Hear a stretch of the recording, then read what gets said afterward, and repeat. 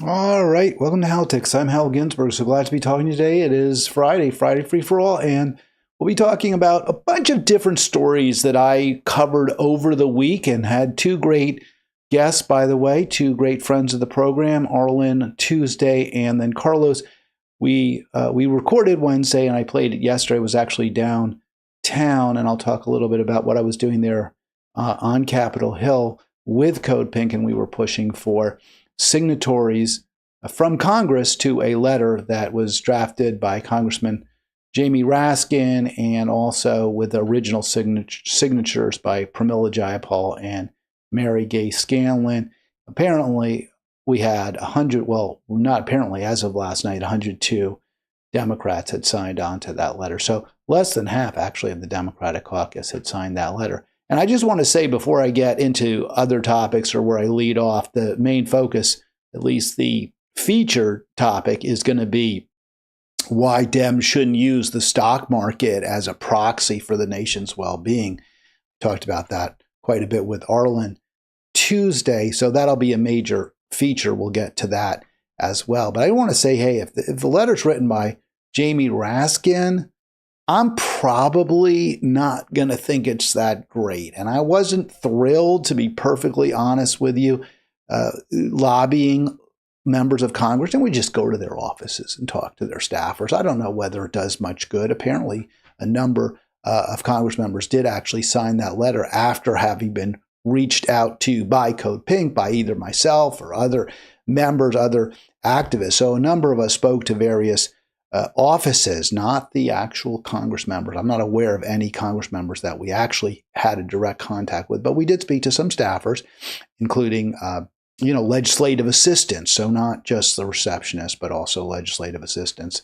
And the subsequent to those outreach efforts, several representatives did sign the letter. So, maybe we had made a difference. I wouldn't be surprised if there was some difference, but it was a pretty partisan effort, not necessarily one that was really focused on the righteousness of the cause. That is the immorality, the evil of arresting somebody for protesting against genocide. That's what we were saying. Hey, this is wrong.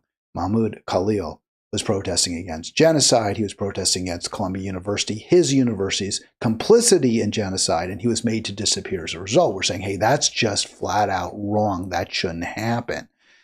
And I think the main driver that got a lot of folks to sign that letter, a lot of Democrats, wasn't that hey, this is just flat out wrong. It was, hey, we can maybe stick it to Trump a little bit. We can be united against Trump. And that's really why I have a problem with Jamie Raskin. We'll get to it, because he elevates the partisanship invariably and not the morality. I think that's a problem for a lot of different reasons. I think it's counterproductive. I think in the end it costs us, certainly as progressives. Maybe good for the Democratic Party, not good for the American people, certainly not good for progressive, those who believe that the progressive movement is the best way forward for workers, for poor people, struggling people, for peace, right? I mean, that just what Raskin is doing doesn't help us in that endeavor. All right, so a lot of different news out there. I thought maybe I should lead with this story, because when somebody dies, and they're well known, it's important, a life that was in some ways well lived. Representative Raul Grijalva, and this really sort of struck me. I didn't realize he had died yesterday until I was going over the stories in the news today. So, this is an important representative. He was I guess, kind of a trailblazer in terms of Latinos in Congress. I don't think he was the first, but he was an early Latino to be elected to Congress, and he was relatively progressive. He did feature and focus on the environmental challenges that especially harmed Latinos, poor Latinos in the Southwest. So he deserves credit for that. It was kind of unique. He was a unique voice in that respect, and really fought against the pollution, the air pollution over the Grand Canyon especially. There were a power plant, with a big power plant, coal-fired plant, I believe, that was causing a lot of smog and bad air, maybe also natural gas various times. These plants burn different fuels. It was causing a lot of sort of smog and causing visibility to be very low, decline, air quality problems at the Grand Canyon, this beautiful natural wonder in his state, Arizona. So he fought against that, and there was a successful movement to stop the burning of the fuels that were causing that pollution. So he does get credit for that. But I have to say, just looking at his record, at least when I first heard of the death, there was nothing that jumped out at me. I had to do research. I didn't associate Representative Grijalva with any particularly progressive causes or any progressive successes. So, that's just where we are. We don't have progressives. We don't have people fighting for working folks. That's why nothing really stood out. And when I read what was in Politico, because Politico reported this, that's where I think I first saw this, maybe not, I don't remember where, but I Googled Grijalva death. The lead was the comment by his fellow Arizona Latino in Congress, Raul Ruben Gallego. It's, of course, Grijalva who died. So now U.S. Senator Ruben Gallego commenting on the death. And I was very, very struck by his words. He leads with identity. As another Latino working in public service, I can say from my experience, he served as a role model to many younger people or young people across the Grand Canyon State. He spent his life as a voice for equality, said Ruben Gallego, senator. So he doesn't identify any causes. There's nothing that Raul Grijalva did that Ruben Gallego says, oh, this was this wonderful thing. He really made changes. He improved the quality of life for all Arizonans, or he brought to light the discrimination that was being faced by Latinos in our state and made the quality of life better for them and for all working people. It's not there. Now, you think about other Democrats in the past, and presumably, if someone like a Howard Metzenbaum from Ohio, who was senator in the late 60s through the early 80s, he dies. You have very specific, maybe even not accomplishments, but he fought so hard to end the Vietnam War. So you say, hey, he was a leading voice for peace to end the Vietnam War. That's a real significant accomplishment that you can point to from that particular representative, that senator. And there's, plenty of others that you can identify and say, okay, they worked really hard. Shirley Chisholm, again, a great voice for civil rights and for peace, a representative in New York State. So these are really important efforts. Now, I give, I do give some, doff my cap, right to Grijalva, because he did focus on air quality in Arizona. But nevertheless, we don't associate Democrats today with great progressive causes that are going to make life better for poor, struggling, and working people. And even the issue of the pollution at the Grand Canyon, that was a very ad hoc issue. He didn't say we've got to stop burning fossil fuels. We've got to move to clean. He tried. He did his best, but there was no groundswell. There was no leadership for some kind of true party movement away from fossil fuels. So I give Grijalva some credit, and maybe in a different time, in a different era, he would have been leading Democrats to a better place. But during his lifetime, the party actually became worse, became more tied to fossil fuels, not less so. Yes, there was a stopgap win when it comes to the Grand Canyon. But it just really strikes me that Democrats today, you can't really point to great victories they've accomplished, they've won for working people, not even great causes that they've fought. I remember when John Lewis died. Now, of course, he was a great civil rights hero and deservedly so, viewed as a hero, having stood up to the bigots at the Edward Pettus Bridge there in Alabama during the Selma to Montgomery March. But in later life, what was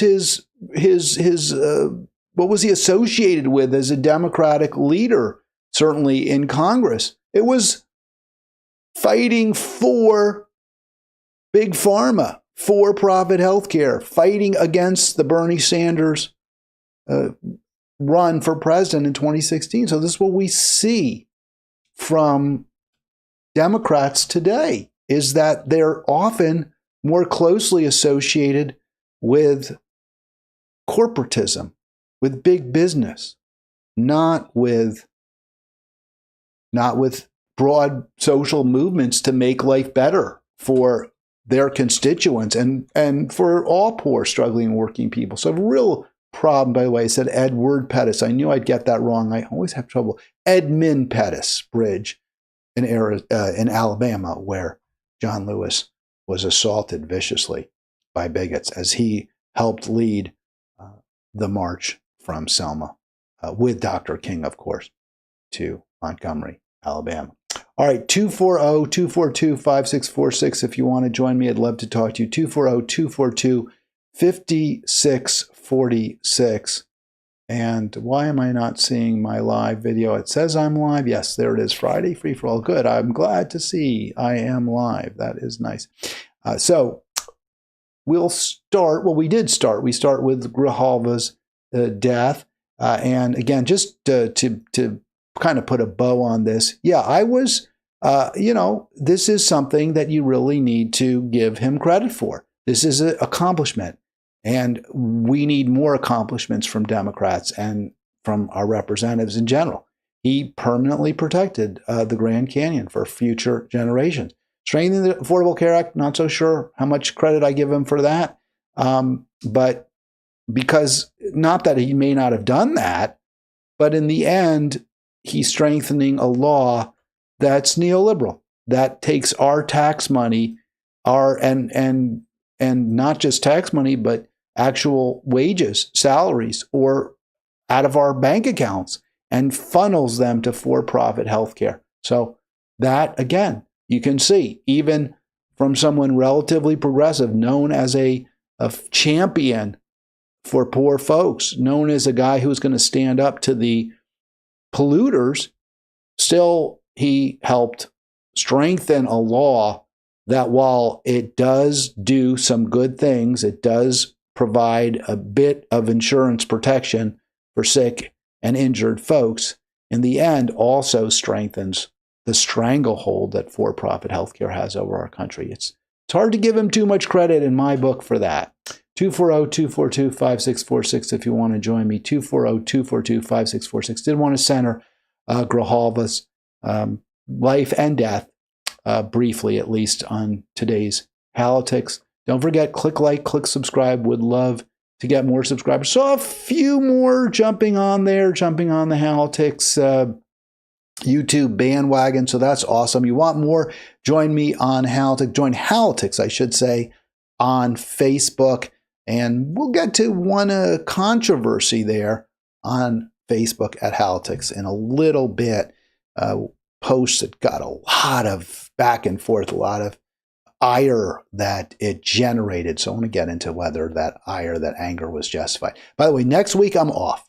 I'll be off for the week. There's a small chance maybe I'll be back Friday, a week from today, but more likely I will just be off for the 5 days of next week. I think I had mentioned this. And then I'll be back a week from this Monday. So no Arlen program, no other programs next week. I note I will be actually traveling to California. It's a family situation. I have to go for family reasons, but I will also be stopping in the old stomping grounds at Monterey, and I have already reached out to some folks. If you want to see me, if you want to meet me and I haven't reached out to you, the best way to do that is just text me or message me on Halitics. I'd love to see your messages. I definitely want to get together with people in Santa Cruz and Monterey. So you can message me on Halitics if you haven't heard from me and you want to get together. And by the way, no, I hope nobody's feelings are hurt if you haven't heard from me. But I'm letting you know now. So I hope to see friends, former colleagues, and other folks in Monterey next week for a day or two. The situation and again, message me on Facebook. You can easily do that through the Halitics. Just join Halitics or go to Halitics group. And I think if you just put my name in the messaging app, you'll see me, you'll find me. Maybe just go to Halitics or Hal Ginsberg, either one. Probably Hal Ginsberg is best. So the situation, I was able to stop centering the plight of the Palestinian people for a brief time after Trump took office, and there was a ceasefire, which is not holding, although Hamas is doing its best to try to prevent full-scale genocide again in Gaza. But this is from today's Al Jazeera. Israeli airstrike kills 4 in Gaza City. God knows why they're doing this. They just want to kill, I guess. They want that land. Israel wants that land. This is the greed. Remember we said that the love of money is a root of all evil. That was one of the topics this week, and clearly killing those Gazans, clearing out Gaza so that the land can be occupied and redeveloped and sold at huge profits to Israelis and other Jews and other people not Palestinian is clearly a goal. And that is profit. That's the love of money, prioritized completely, and human life, human well-being completely and utterly deprecated, having zero value whatsoever. That's what we're seeing right now. Maybe, the ceasefire will come back. Israel will not accelerate this into full-blown murders as they have clearly expressed a wish. We'll see. Let me get that a little bit more clearly so you can read it. Israel, though, responding to the efforts of Steve Witkoff, the Trump negotiator, the lead negotiator who's trying to push peace, or at least a ceasefire. Peace maybe is the wrong word, but right now really focused on a ceasefire between Hamas, Israel, and keeping it going. So they're saying Israel's claims that the reason they have to kill more Palestinians, more Gazans, is because Hamas is engaging in psychological warfare. Of course, Israel is engaging in actual I don't want to say it's not even warfare. They're not really up against an army. They're just killing people. They're just using weapons of war to kill people. That's what we're seeing right now. And to try to justify that, Israel's saying, well, they're engaging in psychological warfare. And that's why we have to kill them. We have to hope they'll stop us before we kill again. And Hamas has even said, no. We've already agreed. We will release the American or the Israeli soldier who is an American, Edan Alexander, and other bodies of dual nationals. We just want this killing to stop. We want you to stop killing people. We want you to stop killing us. That's what Hamas is saying. And Israel's response is, oh no, it's your fault. You're engaging in psychological warfare. It's such an absurd claim. It's hard to even know what they're talking about. What do they mean? What is Hamas doing that Israel contends is psychological warfare? Trying to abide by the original terms of the deal that Witkoff negotiated back in January? There's no specific. There's no example of what Hamas is doing wrong that Israel provides.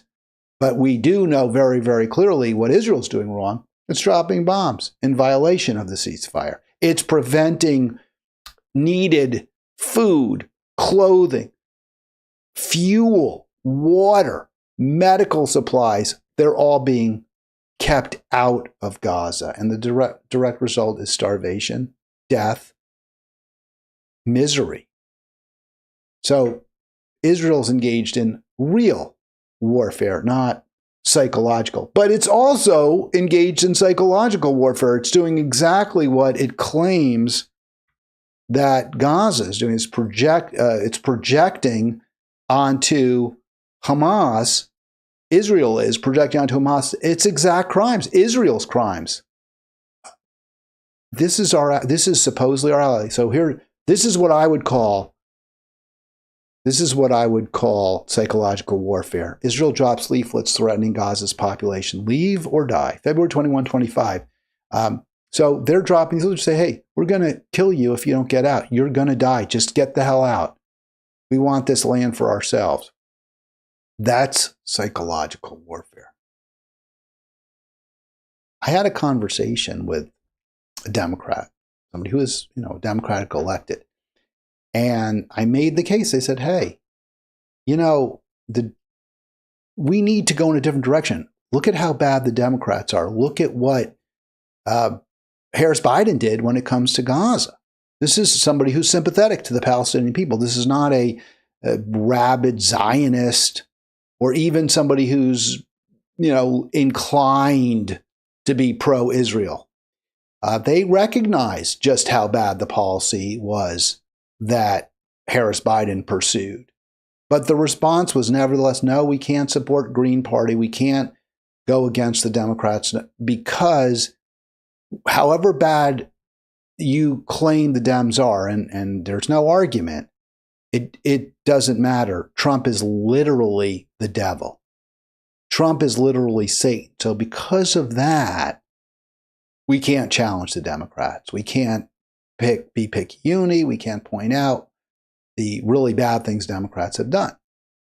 So that's what the function is of utterly and completely demonizing and dehumanizing Trump. Not saying he hasn't played a big role in why people, some people on the left are so harshly critical of him. And I think a lot of it is warranted. Now, get into an argument, and I generally tend to be less critical of Trump than most on the left are. But yeah, there's a lot of areas where clearly he's incredibly problematic. Gaza, Israel, maybe not even as bad as Harris Biden, but just really, really, and that's what a low standard. But there's many other examples. Obviously the deprivation of civil rights, civil liberties. The Mahmoud Khalil situation is an example of that. Putting immigrants in concentration camps. I mean, this is what Trump does. So there's no defense for him. It's just that the Democrats are not less awful. We need to go in a different direction. But the function of the totally demonizing Trump, calling him Satan, is, hey, we don't have to go in a different direction. We don't have to change. We don't have to move away from the Democratic Party. The Democratic Party will be our savior from the devil. It's ridiculous. It's an absurd take because the Democrats have done themselves so much harm and put us in such a bad place, including giving Israel this remarkable power of life and death over Palestine. Israel deserves a tremendous, the Democrats, Harris Biden, deserve a tremendous amount of blame for that. We've got to go in a different direction. All right, 240-242-5646 if you want to join me. I can see it. If you were in the chat and you text now, I will see that. I wanted to talk about what I did yesterday, the letter that I circulated. So this was, when I say I mean, obviously that's with maybe 20, 25 others. I'm not even sure how many of us were there for Code Pink, but it was a good turnout. And these are wonderful people. And I think it was the right letter. I mean, let me say it this way. I don't think it was the right letter exactly, but it was better than not having the letter. So this is what we were distributing. This came from Jayapal's office, right? So Jayapal was actually one of the lead sponsors, along with And you can see Representatives Raskin, Jayapal, and Scanlon. So Jennifer Chan, the LD for Jayapal, was kind of taking the lead as contact for representatives who had a question about that letter. And we went around to different offices, but the main focus is there. This is written by our I don't know if I want to say our friend exactly, but by Mr. Raskin, Representative Raskin. You can call him Mr., by the way. It's okay. You're allowed to call them. Mr. So let me see if I can get this full screen for you.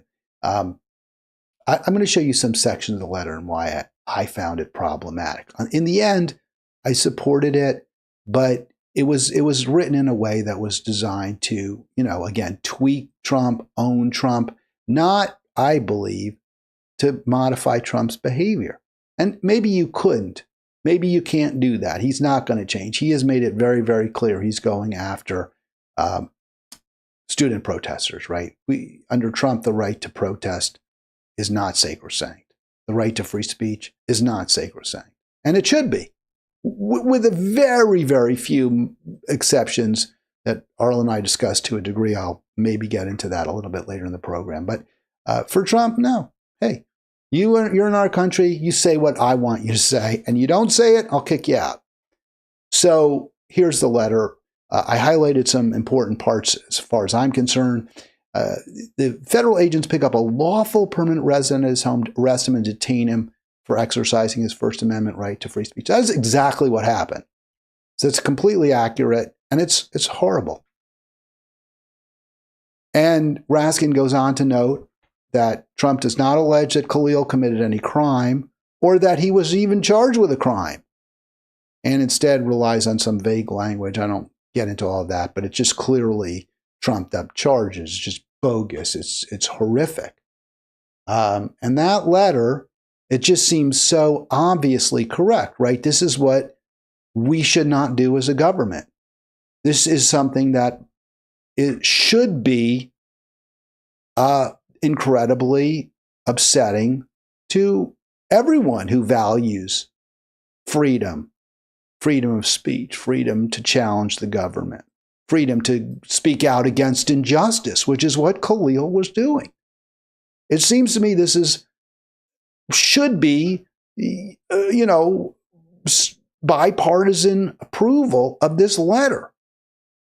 I don't know really what would be the objection, and yet, the ADL, Anti-Defamation League, the AIPAC lobbyists, they are against it. They are saying, no, Khalil violated. No, the big argument there is that, hey, he made some Jewish students feel uncomfortable and unsafe. They felt uncomfortable and unsafe. No word on how the Palestinian families being bombed, being blown up, being used as human shields, finding their children with bullets in their brains. No word on how whether they're feeling unsafe or insecure. But yeah, those students, those relatively safe.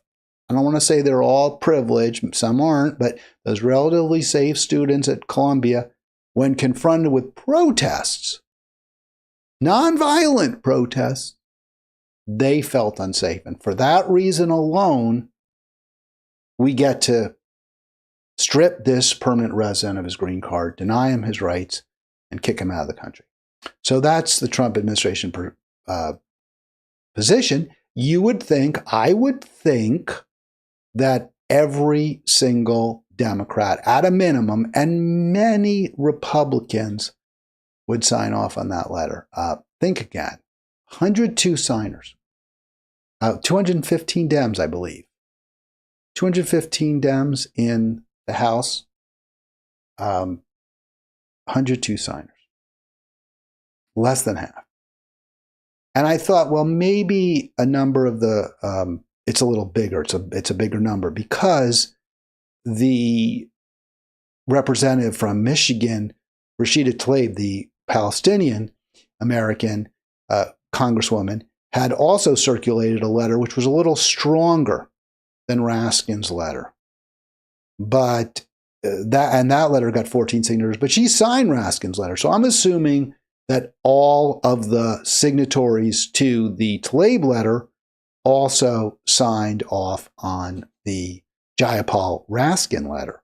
So you have less than half of all Democrats at this point signaling disapproval, signaling strong disapproval of the Trump administration's actions to deprive a permanent resident of their civil rights and to threaten to deport them because they spoke out against genocide.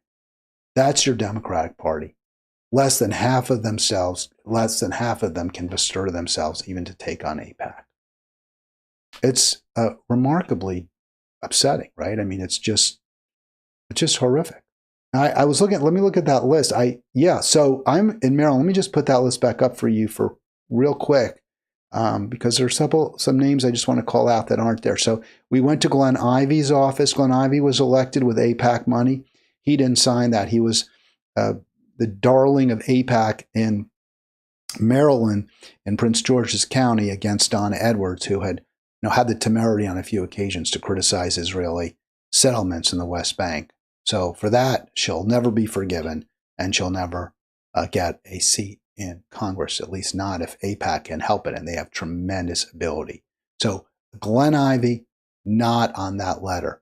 I was going to ask about, Angela Alsobrook, she's a U.S. Senator, so she wouldn't have been asked to sign it. But really, really disappointing to see Ivey's name is not there. All right.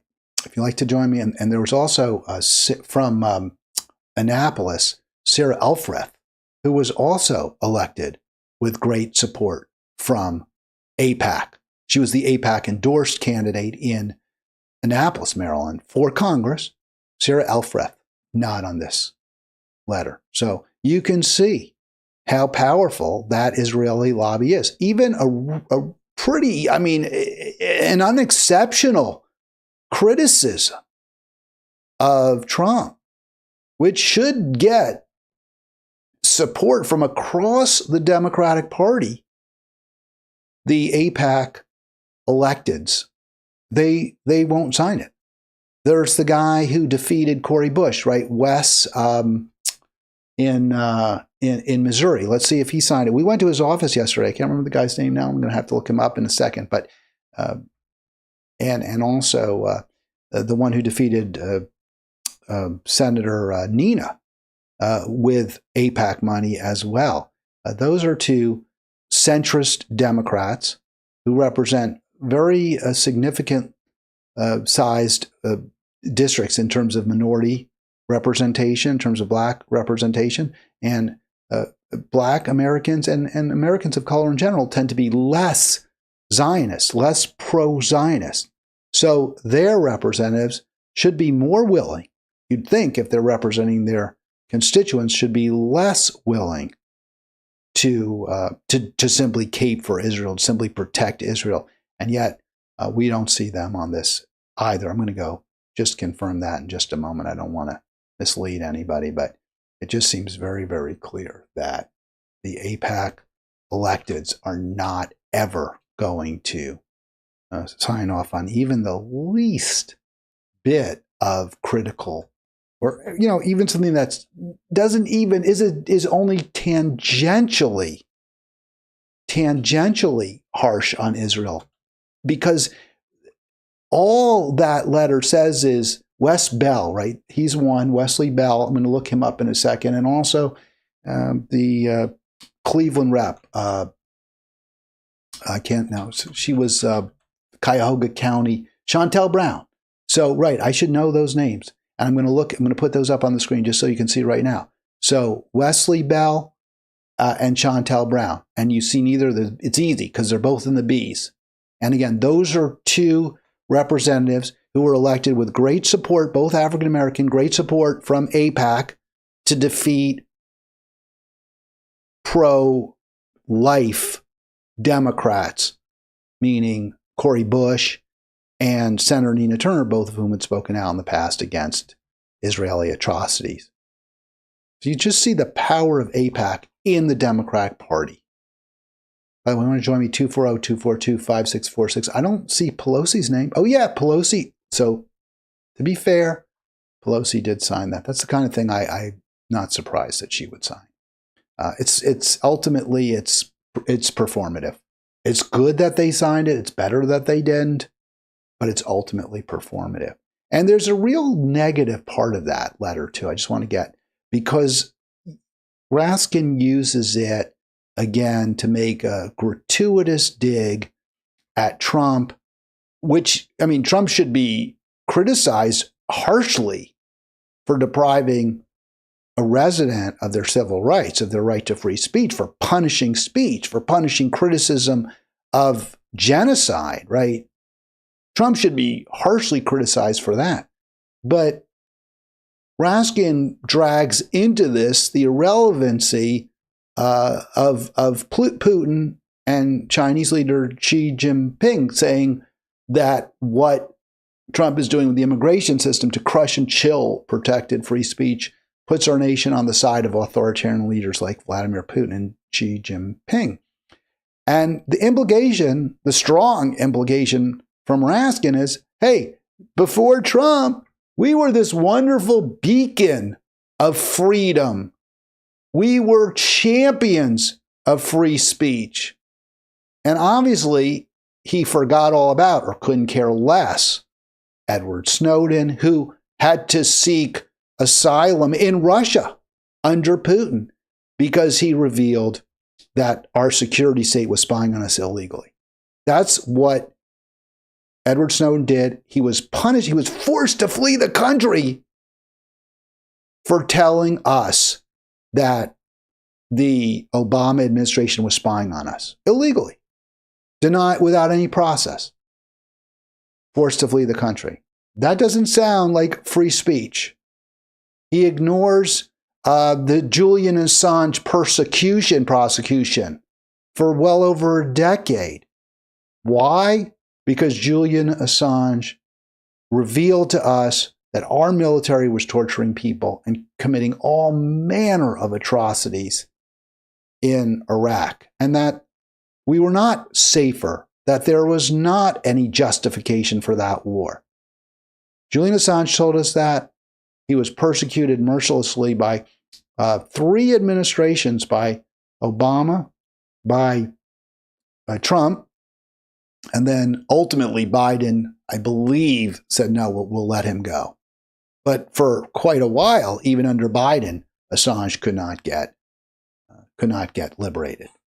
So the idea that the U.S. is suddenly now under Trump, as is strongly implicated by this, on the side of authoritarians like Putin and Xi Jinping, is absurd. It's just not the case. Not even close.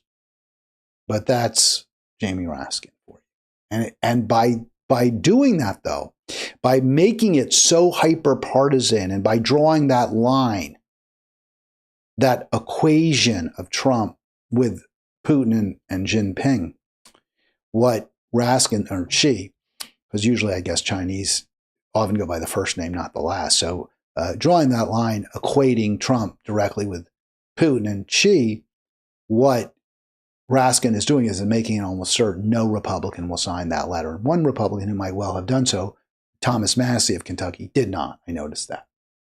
All right, 240-242-5646. I wanted to focus, so the title of this program, I haven't gotten to it yet, but I will now, is that the stock market is a terrible proxy for a nation's well-being. And I bring that up because a lot of Democrats, I'm seeing this, and I think it is elites. I think it's, upper middle class to affluent Democrats who are kind of mocking the idea that Trump is some kind of an economics whiz, which I guess some on the right have claimed. And certainly he was often want to discuss how the stock market didn't do well. There were stock market drops. There was crashes under Biden and under Democrats. And when under him, the market's going to soar. And when Trump first was elected and took office, the market went up, and Trump pretty stupidly, in my opinion, claimed a lot of credit for that. And anyone who believed that he was some kind of economics whiz, obviously isn't paying attention. But there are certain policies that Trump is pursuing that I think are good for poor Australian working people, including tariffs, and especially tariffs, more so than any other policy that he's pursuing in terms of economics. But tariffs aren't necessarily good for the stock market. They're good for you if you're a worker. They're good for you if you're a small business owner who depends on working class Americans for your trade, for your custom. Yes, then tariffs are good. But if you are simply an investor, then tariffs aren't necessarily very good. And that kind of points out exactly why we should not look at the stock market as a proxy for our nation's well-being, or say, hey, the stock market is dropping under Trump, therefore he's a bad steward of our economy. What the stock market reflects, pure and simple, what stock prices reflect are investors' expected earnings, what they expect companies will earn in the future, what they expect companies' profits will be. And it's a little more complicated because the interest rate plays a role too. If you can get a high return when you invest in bonds or you lend money out, then you may demand a higher return from your stock investments, which means prices will drop today in the expectation that when they go up tomorrow, you'll make more money. But high profit margins don't equate to a great economy for working people. There is some correlation, sure.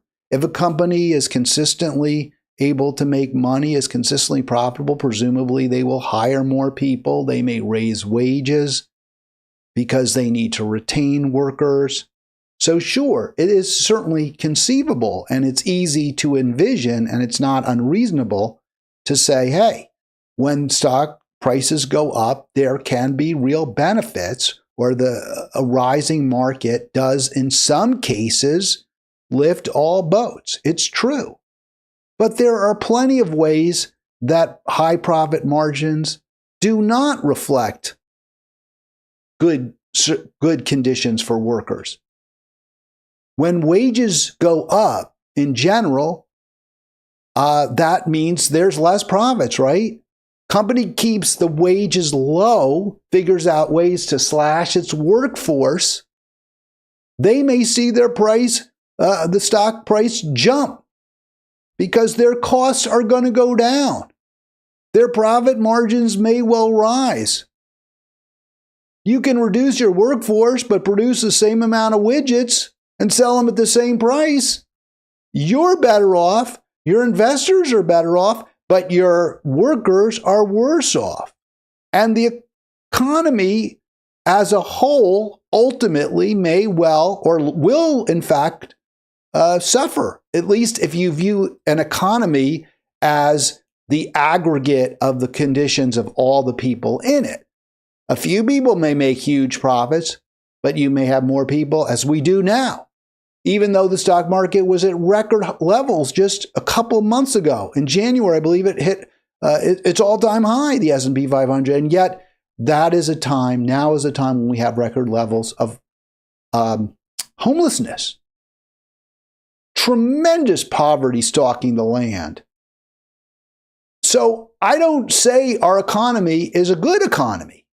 It's not a strong economy. It's strong for the 1%. It's strong if you have a significant amount of money in the stock market. What Brian Tyler Cohen is doing in that post is he's saying, hey, you're an investor. He's equating the broad populace with investors. And that is a very pernicious thing to do.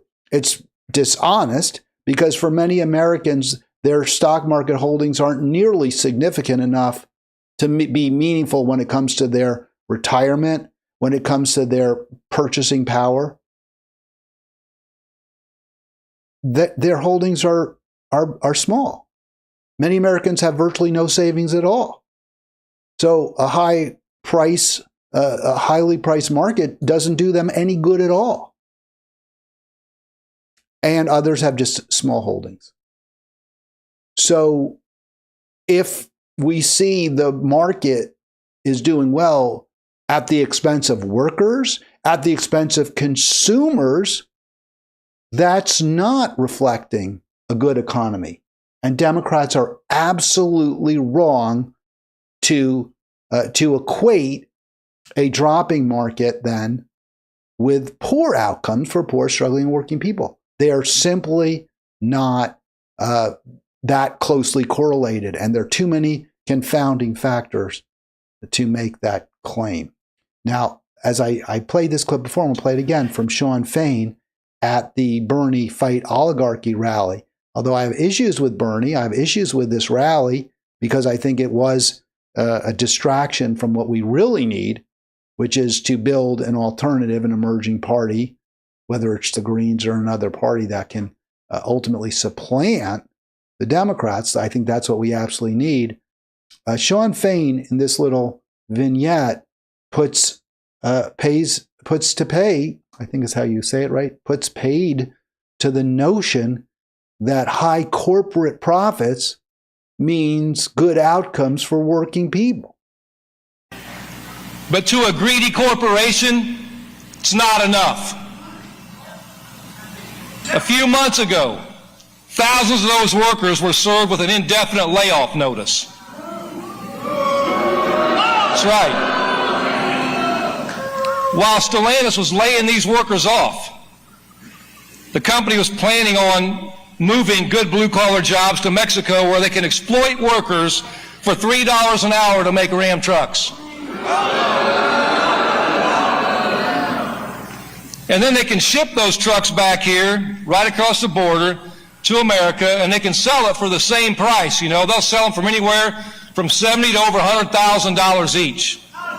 You know, so Stellantis sells these high-priced trucks they pay workers $3 an hour to manufacture in Mexico. They lay off American workers. They fire them. They lose their jobs, these American workers. They lose their security. They lose their buying power. The stock price will go up. But the economy, the health of the economy will drop. The health of the American economy will drop as a direct result. So Democrats are absolutely wrong to equate rising stock prices with a healthy economy, and are wrong to condemn Trump if the market drops. Also, because there's so many other factors you can't control. You know, prices go up and down. It's random on a day-to-day basis. Over time, yes, but clearly expect actual profits will be reflected, actual earnings will be reflected in stock prices, but day to day it's based on expectations, and expectations fluctuate greatly. So this is not what Democrats should do, and it also makes us all kind of complicit, right, in a kind of ruthless, soulless capitalism. Because what the Democrats are saying when they say, oh yeah, my 401k, I could sleep easily when it was doing well, they're saying, I'm not concerned about whether workers are paid well. I'm not concerned about jobs in this country. I'm concerned, what my focus is, what matters to me is the value of my stock holdings. And therefore, I should support policies that may be bad, that may be immoral, that may be wrong, such as endless war. You know, I don't know whether Trump's efforts to broker peace with Russia have had a negative impact on the stock market, but they may well have, because clearly they will result, if he's successful. And already he said, hey, we're not going to send you all those arms. And he cut off Zelensky until Zelensky came back and said, all right, we want peace, enough, we want peace. That's bad for Raytheon stock. That's bad for Lockheed Martin stock. That's bad for Boeing stock. But it's good for the world that we have peace. So by the Democrats saying, oh, yeah, what matters is your 401k, that's what you should be worried about, they're saying to you also, yeah, you should support a murderous, bloody, endless war. You should support fracking, no matter how bad it is for the environment, how it's destroying your children's planet, how it's exacerbating the human-caused sixth grade extinction. It doesn't matter. Your 401k will thank you for that.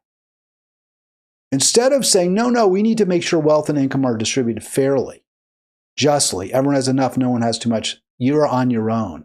What matters is your 401k. That's what the Democrats are saying. And it's a terrible, terrible, wrong-headed message.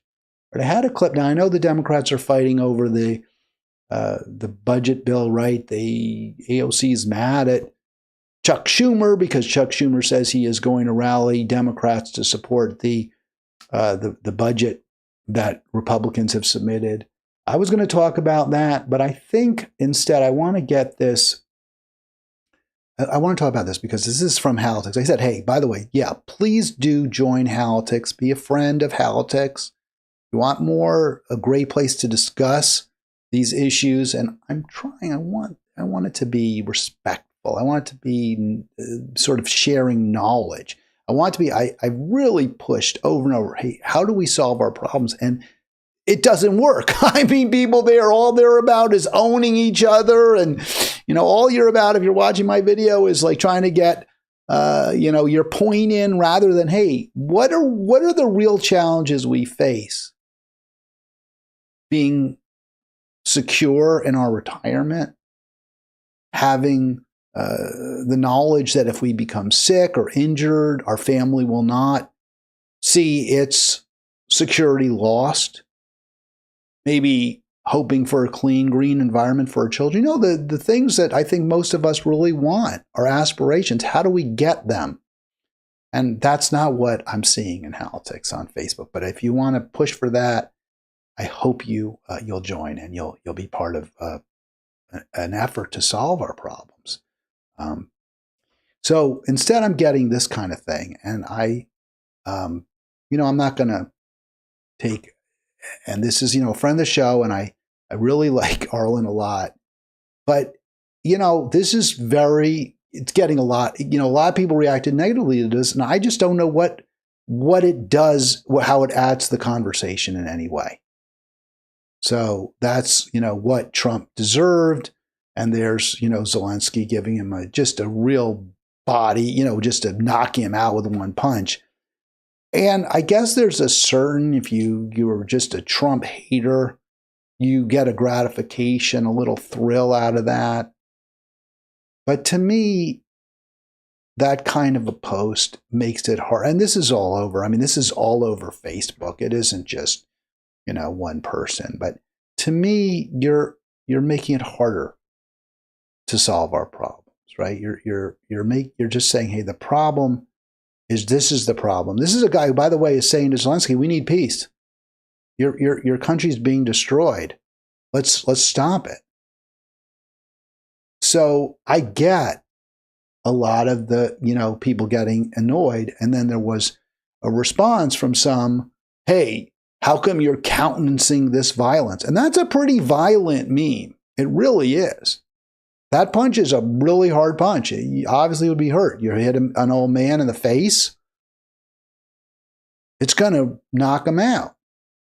But, hey, he's the most public figure there is. I believe in speech. I'm not going to say that's something that, this is a public figure. It's not like insulting an individual poster. It's not like insulting somebody who doesn't have power and influence. Obviously, Trump has the biggest megaphone of all.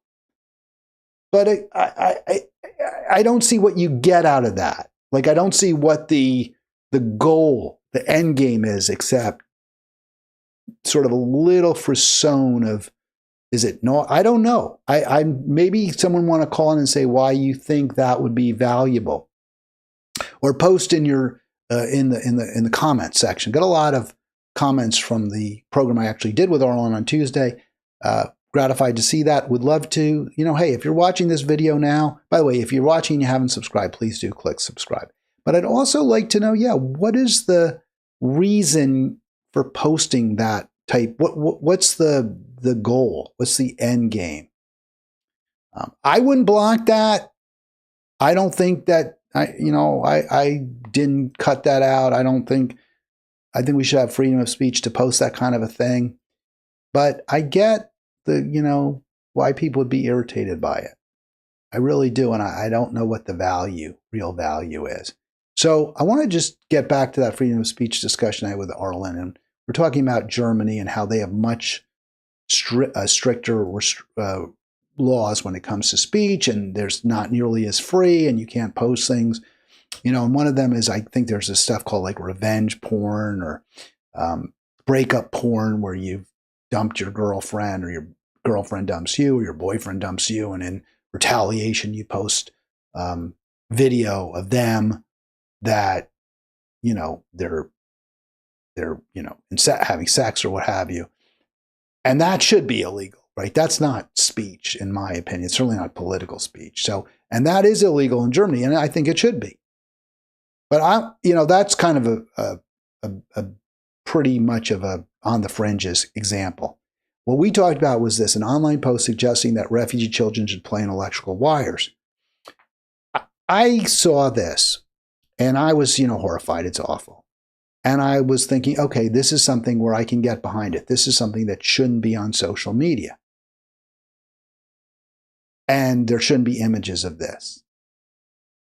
And I would certainly say, hey, if you're in a public park, if you're like in Central Park or you're somewhere like that, and you're holding up a picture that supposedly depicts an immigrant child or refugee, getting electrocuted, I don't think that should be allowed.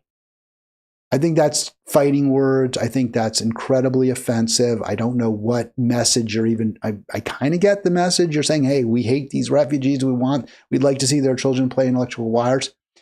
So I can understand why that shouldn't be allowed. And I would not allow it. But when it comes to actually fining somebody for that, I'm not sure I agree with that. When you suppress speech, you often make it more attractive, more appealing. There were laws against the hate speech that the Nazis disseminated in the 1920s in Weimar Germany. It wasn't necessarily allowed. I believe there was Mein Kampf was illegal to possess in Weimar Germany. And plenty of people possessed it, right? They bought it. So I'm not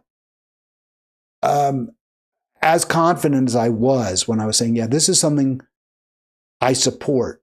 I would take it down. I don't know that I would fine somebody for it. I think that's a bridge farther than I would go. But, again, these are balancing tests, and, speech should be free within very, very broad parameters, but there should be some limits, I believe, even there. But to actually find somebody, that seems a little bit harsher. One thing for the state to say, no, you don't get to post this. Another for the state to say, and you're going to pay us a lot of money. I'd have to really, really think before I would agree with that.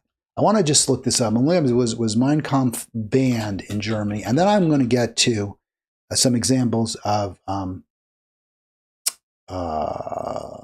it was banned, but it was banned after the war, obviously. But I think it was also banned in 1920s Germany for a period of time. No, it was not banned. I'm wrong.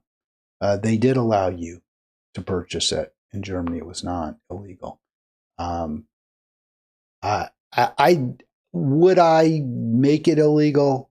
Probably not. No, I don't think that helps. I think if you really care about Holocausts and you don't want there to be more murders, then fight tooth and nail for economic justice so that everyone has enough and no one has too much. That would be my answer. Is it a perfect answer? Probably not, but it's the best one I think history counsels. Is you're least likely to have murderous bigotry, terrible exploitation of others, demagoguery. They find the least fertile ground in societies where everyone has enough and no one has too much. This is from Al Jazeera. I agree with this headline. Germany's crackdown on criticism of Israel betrays European values. Yeah, the Enlightenment is you can criticize power. You can speak out against injustice. You can tell the king is wrong. I understand Germany's history of anti-Semitism culminating in the Shoah, the Holocaust, is unique in a way. But there's an appetite for that even today in Germany, and a big part is because, blue collar, working class, predominantly white Germans are angry. White German men are angry. And you can say they should or shouldn't be angry. They have grievances. And this is how those grievances are being expressed. Should they get more than anybody else? Should they have a better quality of life than other Germans? No. But should they have enough? Yes. Should they be economically secure? Yes. And the way you reduce the likelihood that we'll have another Holocaust is guaranteeing them and everyone else in that country enough. What Al Jazeera was concerned about was a police raid and the use, by the way, of those anti-Semitism laws, right? Anti-Nazi laws being used against Palestinians. So the purpose, obviously, and it's understandable, of the laws protecting Jews from hate speech was to prevent the rise of another Hitler, the rise of the Nazis, a new Nazi party, power. But what the Germans have used those laws for include silencing the Jewish voice for peace, include taking away their electricity, stealing their microphones, detaining participants in a movement expressing solidarity with the Palestinians. So we can see that laws, even that are well-intentioned, but that stymie speech, that scuttle meetings, gatherings, ostensibly because they're anti-Semitic, really are suppressing liberation movements, really are preventing outcry, an outpouring of support for those who are persecuted and oppressed. We have to be super, super careful about any government action, any state action to silence voices, to stop protest, to prevent speech. Doesn't mean there should never be such action, but it needs to be looked at with extreme skepticism and extreme concern. That is, that anytime the government tries to stop people from speaking, from expressing viewpoints, we need to be very, very careful about supporting such efforts. We need to be much more inclined to say, no, you get to say what you want. You get to speak out. All right, 240-242-5646, 240-242-5646. I've been on for a little over an hour now. And so I have a couple more stories.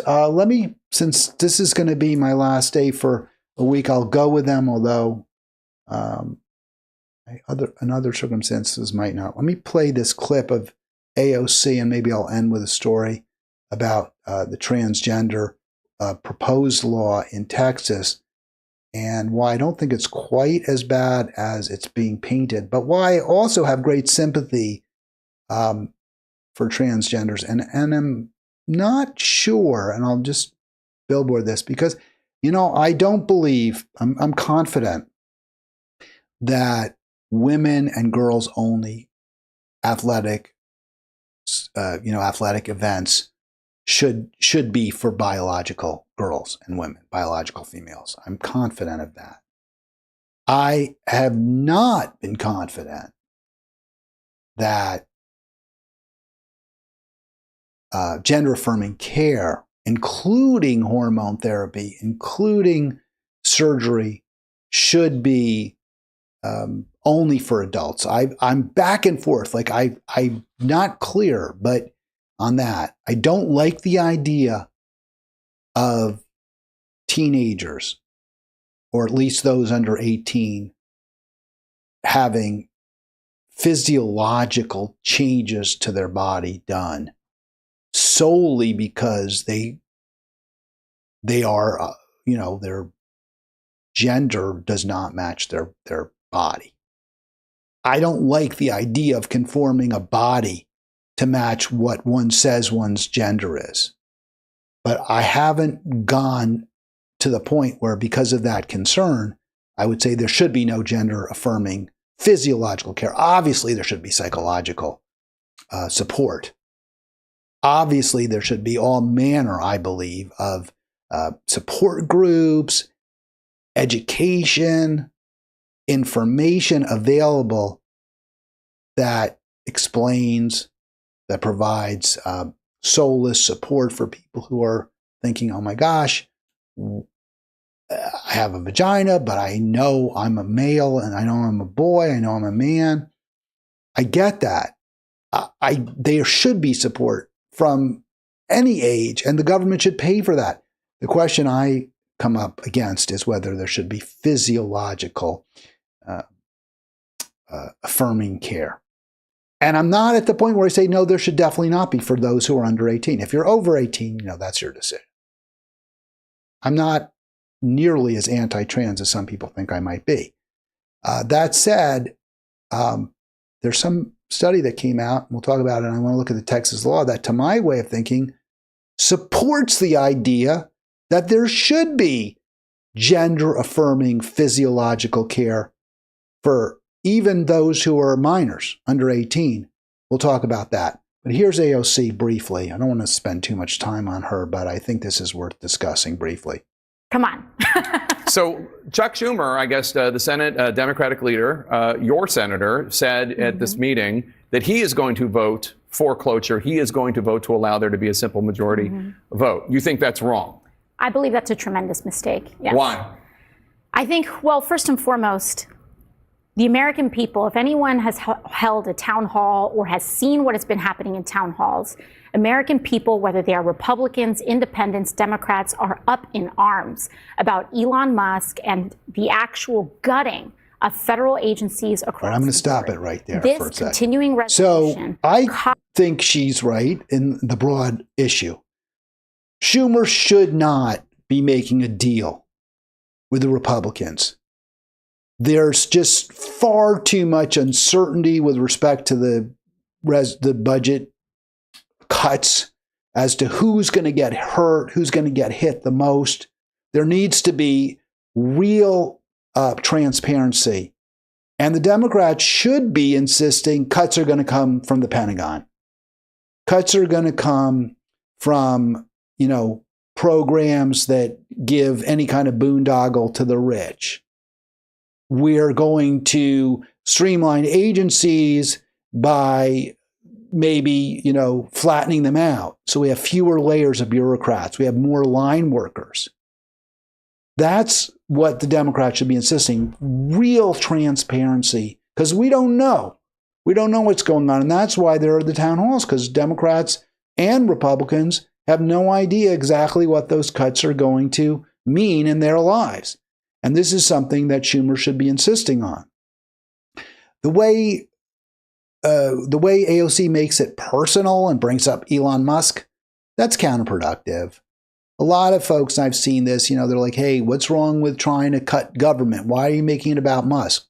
I wouldn't do that, except to the extent that you can point to the contracts that Musk has with the federal government. I would say, if I'm AOC, I'd say, hey, look, is he going to cut? Are they going to cut contracts with Trump's billionaire friends? Because we want to see that. We think that's appropriate. So that's why she should be opposing Schumer's move, not the partisanship where she makes it a personality issue. So I have a problem with that. On the broad question, I think she's right. But I think it's also really interesting that AOC is decrying Schumer's break with what had been a Democratic strategy. Remember, AOC and Raskin and others were harshly critical of Republicans who challenged their leadership, who said, hey, we don't like before John Boehner, and then when it was, Mike Johnson's the new Speaker of the House, but before him, there was Kevin McCarthy. We don't like the deals that he's made. He's funding Ukraine war. We don't like that, so we're going to vote him out. That's what Marjorie Taylor Greene and some others did. I think they were right to take that position. I think Boebert ultimately came back to McCarthy, but she did oppose the funding of the war. Lauren Boebert and others stood against McCarthy, and maybe so did Greene. Maybe it was with Mike Johnson that ultimately Taylor Greene refused to break, even though he supported funding of the Ukraine war. AOC very, very critical. Why can't the Republicans should all stand together? They're causing chaos. Well, here the Democrats aren't standing together. Schumer's going off on his own, and so she's pretty upset about that. I think that's interesting. What I want to see is AOC break off. I want to see her with her squad take on leadership, and she's never prepared to do that. Hakeem Jeffries says, we're not going to support the budget bill. We're not going to vote for it. We'll agree to a continuing resolution, but that's it. But what if he changes his mind? What if he goes back to the Schumer position and says, yeah, we'll support the Trump spending bill? Well, AOC, presumably, she believes that Democrats need to all be united. Will she unite with Jeffries? Codifies much of this chaos that Elon Musk is wreaking havoc on the federal government. It codifies many of those changes. It sacrifices and completely eliminates congressional authority in order to review. So I'm going to just point out a couple of things that she leads with here. The big problems. The big problems are Elon Musk, just the name alone, right? Elon Musk. There's chaos. We don't know what's going to happen. There's huge cuts to the agencies. There's no specification that AOC provides as to how this will hurt the American public. Terrible politics. Americans don't give a fat rat's butt about billions of dollars agencies losing funding unless they can be shown it will hurt them. Otherwise, they're thinking, this is all my money. This is my tax money that's going to the octopus. It's going to the beast. Is that beast helping me, or is that beast Godzilla destroying Tokyo? That's where AOC falls down. She doesn't provide example. Now, demonizing Elon Musk and Trump ain't going to get you anywhere. You got to say, this is why it's bad. She'll get there in a moment, but that's how you win. You say, these are policies that are good for the American people. We cut those. We cut the money. We cut the budgets for them. People are going to be hurt. It might be hard to say that because we don't know exactly. There's no transparency. That's why she should be demanding transparency. I think what she should be saying is, of course, we're not going to support this budget right now because we don't know nearly enough as to exactly how the money's going to be spent. There's not specification. We don't know that poor, struggling, and working class Americans' Medicaid will be protected. We don't know that there's going to be sufficient funding for the post office and for Social Security, although Trump guarantees that there will be. That's what she should be talking about. Impulsive Trump tariffs that he's switching on and off. Then she brings on the tariffs. Not a good idea. It's not really relevant. The tariffs actually raise money, too. They raise revenue. But let me play back this clip a little more, because she does touch on the issues that I think she should. Let me go ahead. Changes. It sacrifices and completely eliminates congressional authority in order to review these impulsive Trump tariffs that he's switching on. Okay, so again, that's, Americans are like, oh no, the Congress doesn't get to review the tariffs. That's not something people are going to care about. People care about the tariffs, but they care about them to the extent that they see it as either a win or a loss for them, not because they want Congress to review them. Off. And on top of that, for folks who are concerned about effectiveness in government, this Republican extreme spending bill removes all of the guardrails and all of the accountability measures to ensure that money is being spent in the way that Congress has directed for it to be. So I think that's the important point, although she doesn't make it very powerfully. But the point she's making is correct. Hey, we earmarked this money because we want to make sure poor people have health care. That's called Medicaid.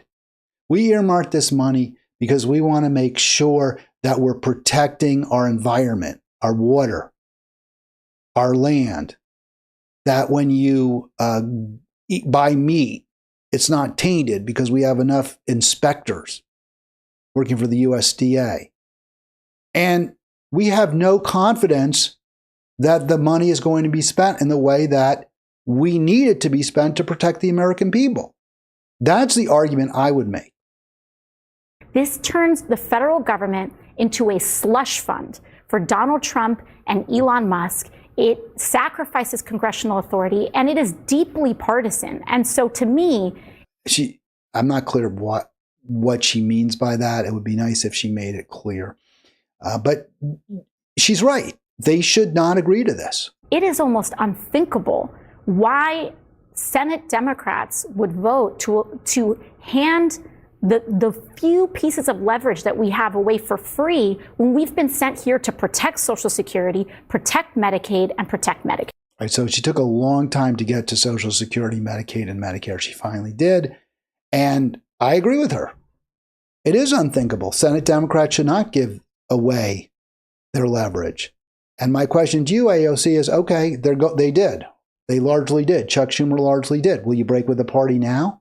Will you finally acknowledge that your placate the Democratic elites strategy has been an abysmal failure and led to us all being worse off? Because it clearly has been, right? You didn't even get that ranking chair, that ranking seat in House Oversight Committee. You did everything you did everything but get down on your knees in front of Kamala Harris at the DNC, and you still didn't get anything from the party. So why are you still in it? That would be my question for you.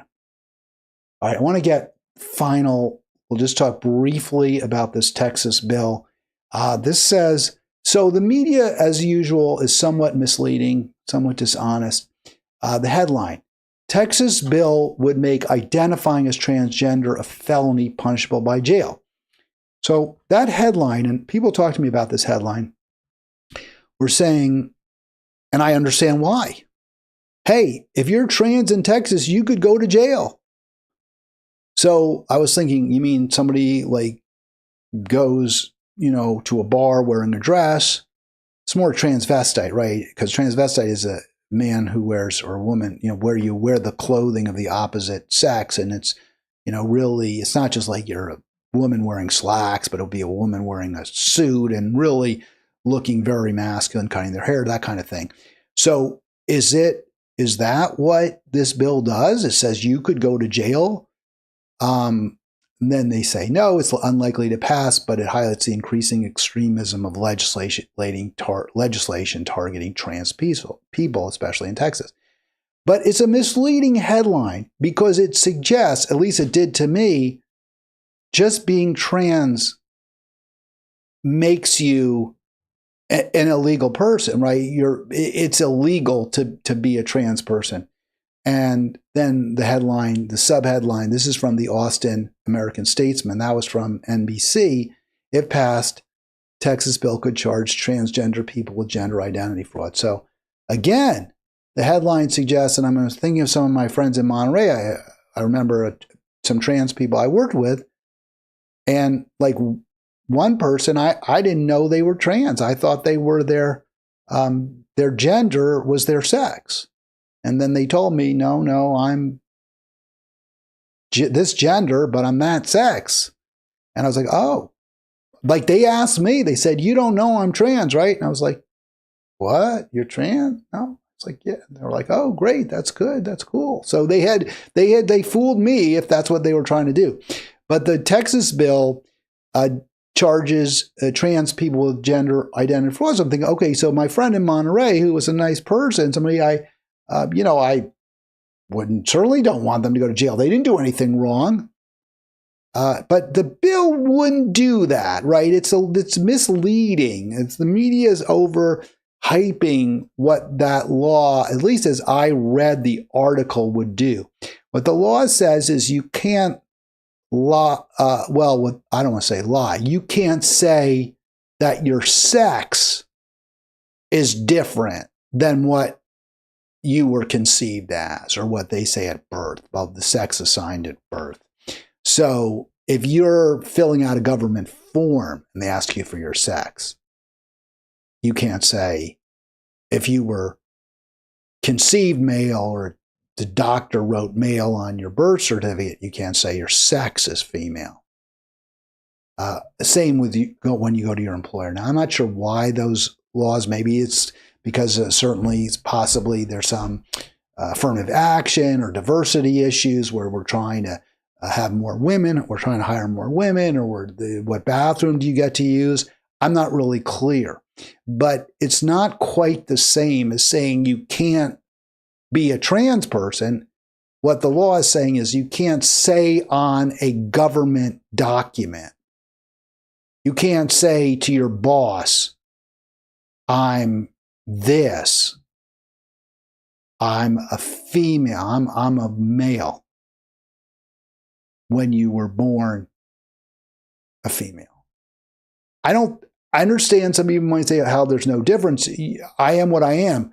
I'm male, even if I was born with a vagina. I understand you might say that, but biologically, you're still a female. And I would strongly oppose any law. I would think it was horrific that would outlaw presenting yourself as presenting your gender as different than your biological sex in public. That should never be against the law. But this law, and I don't think it's necessary, and I don't see the reason for it, and it doesn't make sense to me necessarily, but it's not quite the same as outlawing being transgender or countenancing or authorizing roundups of transgender people. I just want to make that point. It's not quite as presented by the media. It's not quite that bad. It doesn't say that if you go to work and you present yourself at your job to your coworkers as a woman, but you were born a man, it doesn't say the government can arrest you. It's saying that when you apply for the job,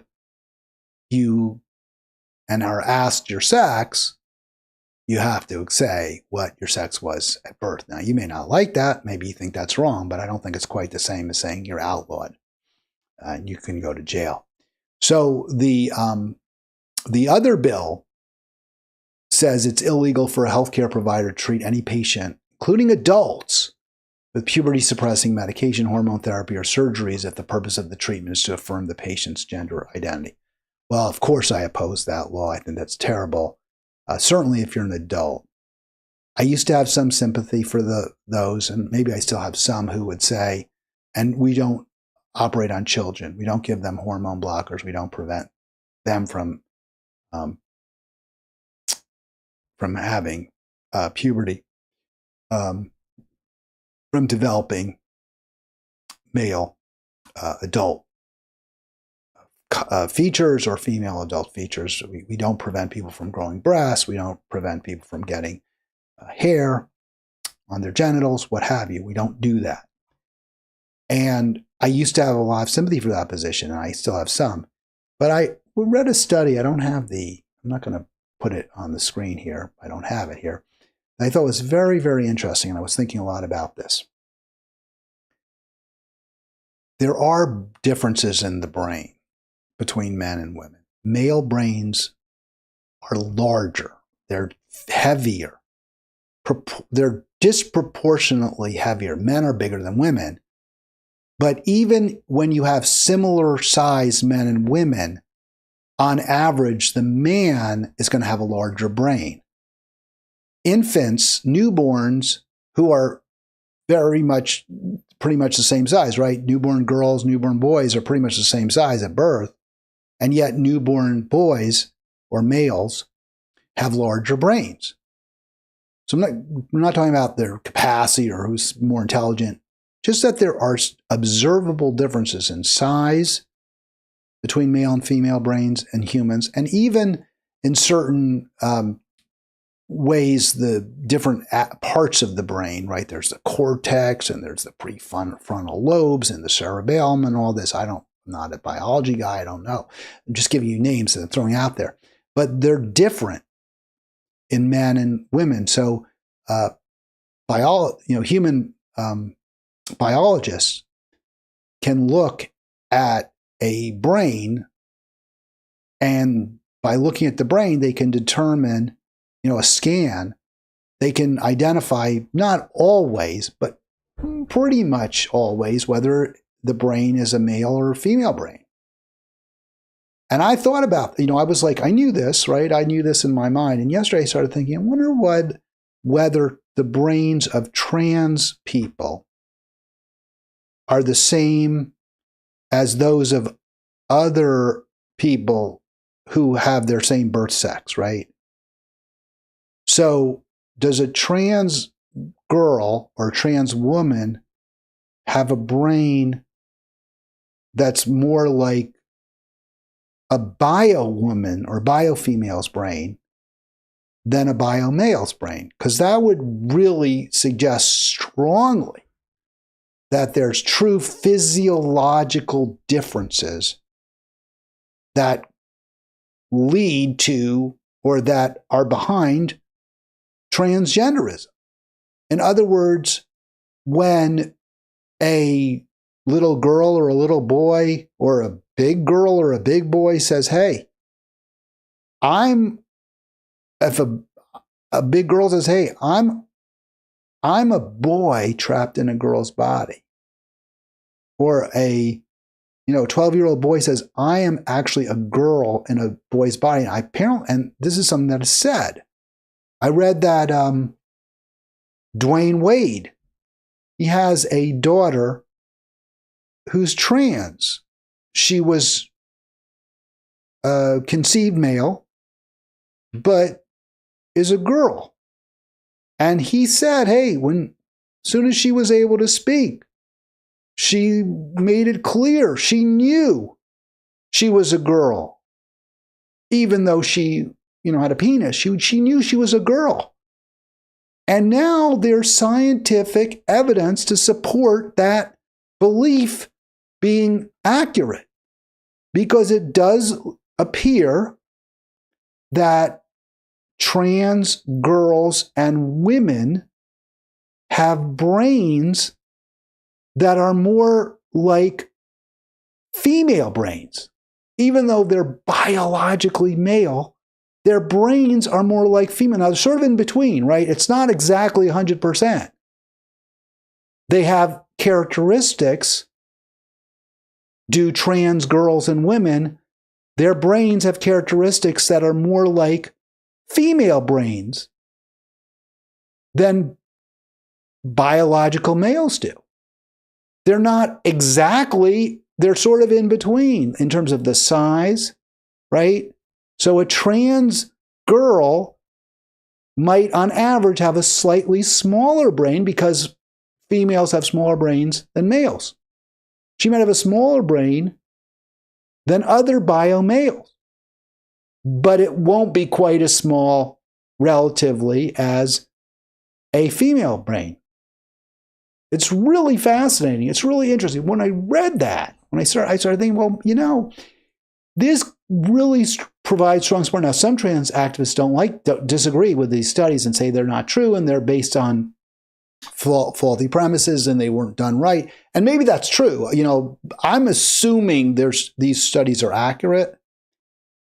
If it's true that there are certain aspects of trans brains that are more like those of their gender than of their biological sex, to me, that supports the idea that, yeah, go ahead, have that hormone treatment, have that reassignment surgery, even as an adolescent or a pre-adolescent. Now, I'm not sure. It has to be, you know, parental approval. I mean, there have to be a lot of guardrails, and there's a real concern that some doctors may even be pushing this because of profit, right? And we need to take the profit out of healthcare. That's just absolutely a given. The profits have to go.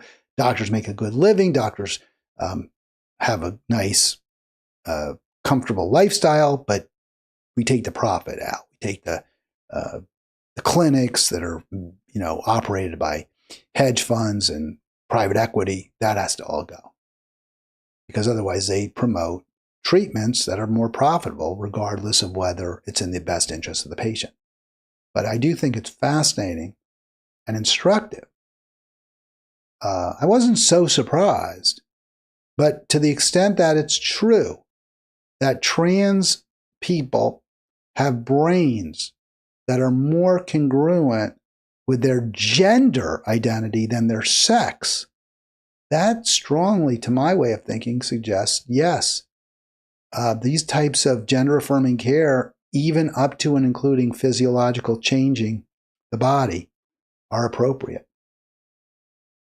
If you ask me, I'll close with, if you ask me, well, what about trans athletes? Are you saying now that you think maybe you were wrong when you said trans girls and women shouldn't be allowed to compete against biological girls and women in female-only sporting events? And I'd say, no, I still stand by that, because physiologically, body-wise, there are significant, very relevant, very pertinent differences. And that needs to be understood and accepted. Now, that said, I do want trans athletes to have an opportunity to compete, and we need to make sure they can. All right, that's going to do it for today's Halitics. That's going to do it for me this week. I will be back, this week. I will probably not be back, almost certainly, until a week from this Monday. That would be the 24th. But there's a very, very small chance I'll be back on the 21st, but I wouldn't be too confident of that. Thanks for being part of Halitics. Thanks for being viewing. If you have any positions on anything I've said, please comment. I love seeing the comments, even those that are kind of, well, not so nice. I'll see you all in a couple of weeks.